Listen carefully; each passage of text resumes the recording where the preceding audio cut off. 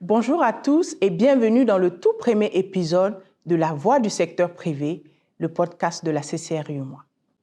Ce podcast vous est destiné à vous, entrepreneurs, chefs d'entreprise, acteurs économiques, artisans, start-upers et à tous ceux qui participent chaque jour à la construction d'un secteur privé dynamique et compétitif dans notre espace communautaire. Avec cette série, notre ambition est claire. Donner la parole à celles et ceux qui font bouger les lignes, valoriser les initiatives, décrypter les politiques communautaires et mettre en lumière les solutions concrètes pour un secteur privé plus compétitif, résilient et inclusif. Alors pour lancer cette belle aventure, nous avons l'honneur et le plaisir de recevoir Madame la Présidente de la Chambre consulaire régionale de l'UEMOA qui va nous présenter l'institution, sa mission, ses ambitions et ce que la CCR UEMOA fait concrètement pour vous.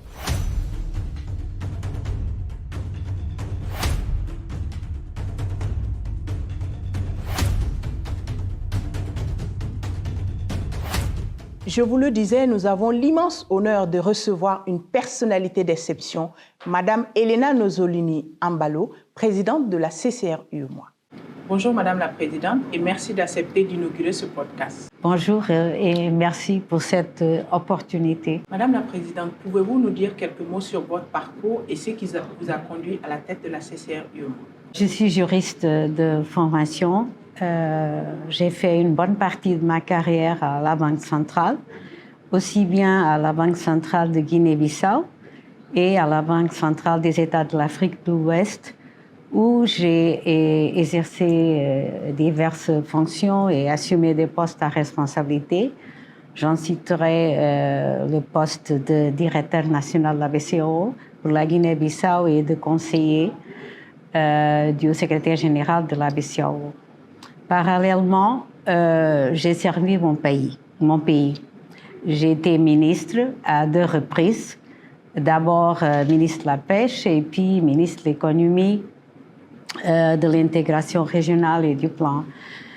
Donc, ces fonctions m'ont mis, je peux le dire, au cœur des politiques économiques et du processus d'intégration économique. Actuellement, après ma retraite, je ne me suis pas du tout arrêtée. Je poursuis mon engagement comme administrateur et conseiller à diverses institutions. Vous êtes aujourd'hui à la tête de la Chambre consulaire régionale de l'UEMOA. Pouvez-vous nous dire en quelques mots ce qu'est la CCR UEMOA? La CCR UEMOA, c'est la Chambre consulaire régionale de l'UEMOA, un organe consultatif de l'UEMOA qui a pour mission assurer l'intégration effective du secteur privé dans le processus d'intégration régionale. La CCR regroupe les chambres consulaires, les organisations patronales et les associations professionnelles des 8 États membres de l'Union. Donc, la CCR est la voix, disons, du secteur privé auprès des instances communautaires. Elle est l'interface du secteur privé, donc elle est toujours à l'écoute des préoccupations du secteur privé pour les porter aux instances communautaires. Cela fait 1 an que vous êtes à la tête de l'institution. Est-ce que vous pouvez nous faire un bilan à mi-parcours de vos réalisations et nous donner quelques exemples concrets de projets phares que la CCR UEMOA met au profit du secteur privé communautaire? S'agissant du bilan, je vais dire qu'au niveau de la planification et du management de la CCR, donc nous avons actualisé le plan stratégique pour incorporer toutes les orientations de la mandature. En fonction de cette actualisation, nous avons donc établi un plan d'action et renforcé nos outils de performance et de suivi de nos actions. Parce que une des préoccupations que nous avons dans cette mandature, comme j'avais dit tantôt, c'est de renforcer notre impact. Donc il faut que les actions et nos projets, que ça porte, qu'il y ait vraiment des résultats concrets. Ceci dit, nous avons lancé des projets structurants.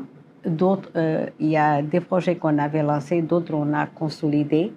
ont aidé à régler les difficultés, les défis liés au financement. Nous avons donc mené 2 études. Une étude pour la mise en place d'un fonds de stabilisation structurelle pour appuyer les entreprises en cas de choc majeur.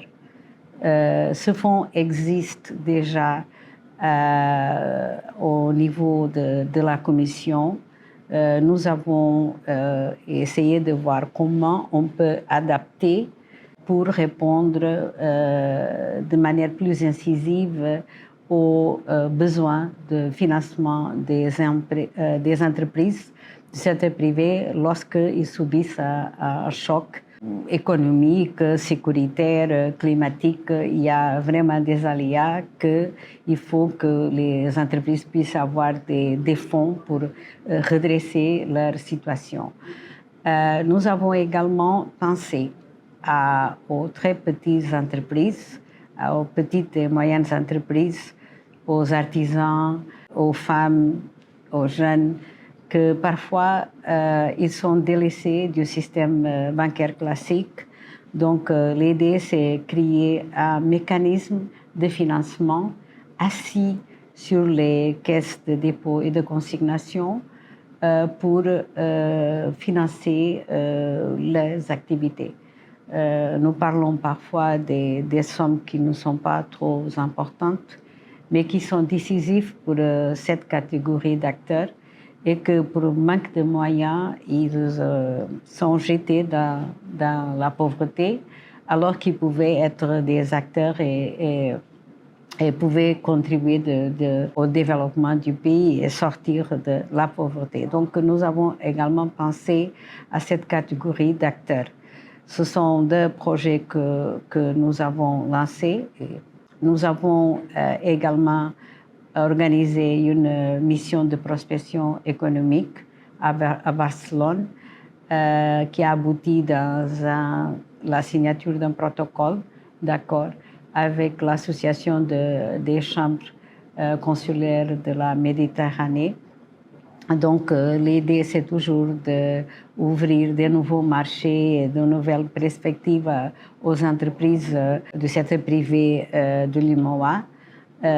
Nous avons dans la même ligne, nous avons au cours d'un sommet que nous avons participé au Brésil pour présenter les potentialités de la zone de l'UMOA. Nous avons également signé un protocole d'accord avec la Confédération des entreprises des pays lusophones.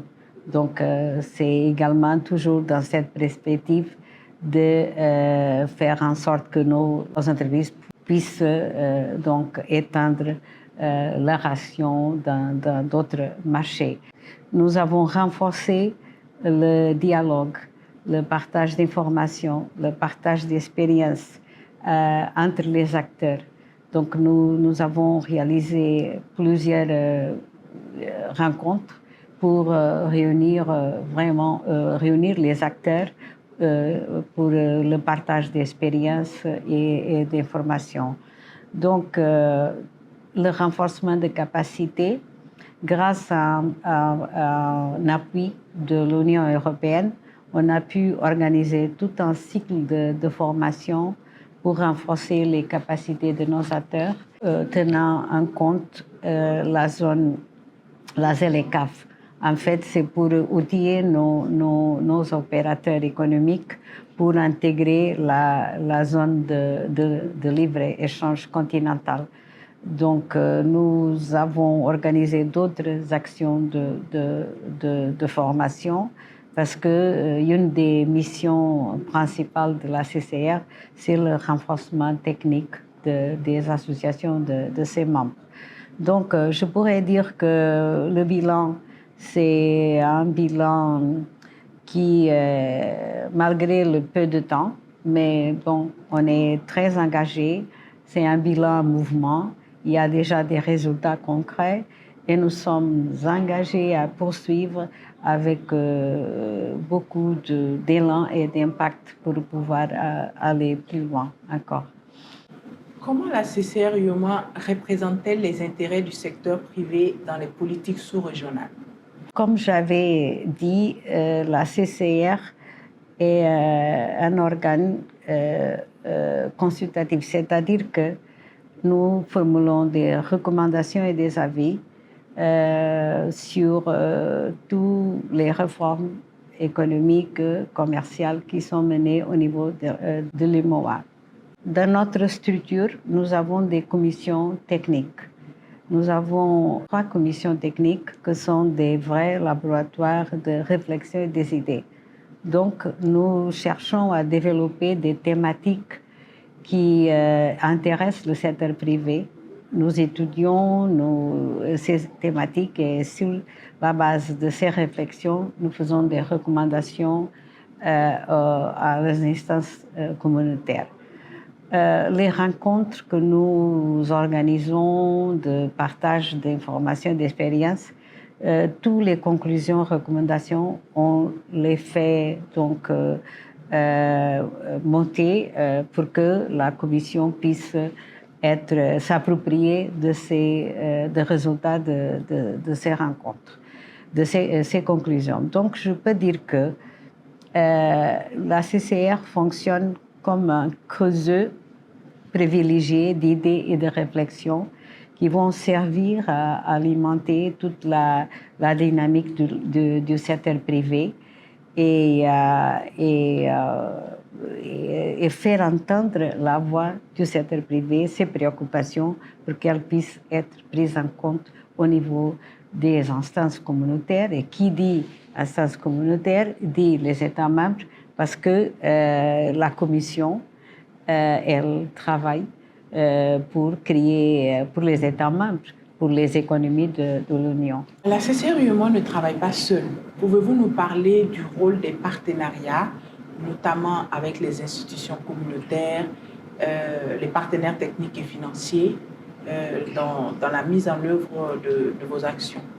Bien sûr, le rôle des partenaires, il est essentiel, il est fondamental et c'est le gage de notre efficacité.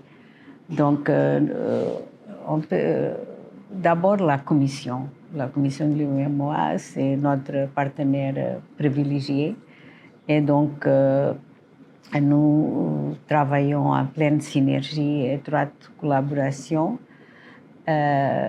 Nous travaillons aussi avec les partenaires techniques et financiers.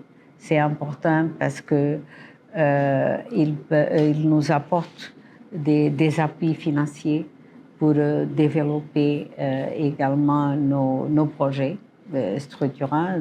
Tantôt, je vous ai parlé de toutes les actions de renforcement de capacité qu'on a reçu un appui précieux de l'Union européenne, du PNUD aussi, pour élaborer la stratégie des États membres pour la ZLECAf et aussi le Centre international du commerce. Et puis les chambres consulaires, les organisations patronales, les associations professionnelles, donc nos membres aussi. Ce sont la base de tout et c'est notre raison d'être, disons comme ça. Donc tout ce maillage, ces partenaires, ce sont eux qui nous aident à mettre en œuvre notre programme d'activité et à garantir l'efficacité et l'impact de nos actions. Quel rôle jouent les entreprises, les jeunes, les femmes entrepreneurs dans l'agenda d'intégration porté par la CCR UEMOA? Les chefs d'entreprise, leur rôle à cause des investissements qu'ils font, la capacité aussi d'innovation, c'est grâce à ces investissements et à l'innovation qu'ils créent la richesse et créent des emplois. Bon, les jeunes, leur rapport pour l'innovation, c'est important. Ils occupent une place très importante dans la dynamisation et le développement des économies. Les femmes, son rôle dans la production, dans le commerce transfrontalier est très important. On reconnaît que toutes ces catégories de personnes, des acteurs, je dirais, toutes ces catégories des acteurs sont vraiment très importants pour comprendre la dynamique de notre économie. Avez-vous un appel particulier ou un message d'encouragement à adresser aux acteurs économiques de l'UEMOA? Le message que j'ai, c'est déjà les encourager. Malgré toutes les difficultés, les défis que nous faisons face dans notre zone, on voit que les acteurs économiques, ils sont là, toujours à innover, à oser, à créer des emplois et des richesses. Donc, je tiens à les encourager et leur dire que nous sommes derrière eux pour les soutenir et pour porter leurs intérêts au niveau des instances communautaires et au niveau des États. Donc, nous travaillons pour eux.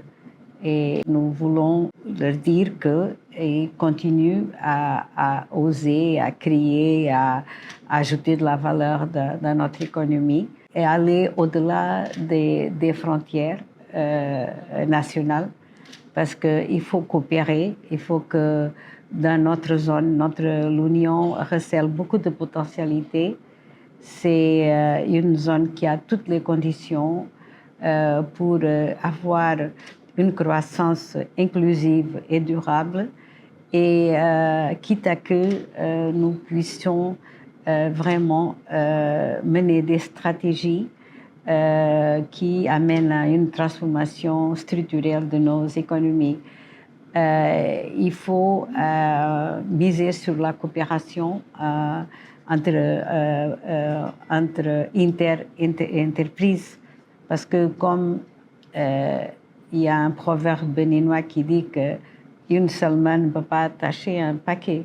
Donc, même pour laver la main, on a besoin des deux mains. Donc, il faut la solidarité institutionnelle, la coopération. C'est ça qui caractérise notre zone, notre union. Merci infiniment à notre invité du jour pour ce partage inspirant et éclairant.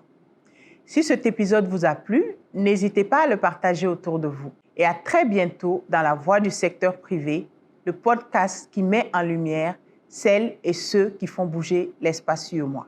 Un projet, une entreprise, une idée à la fois.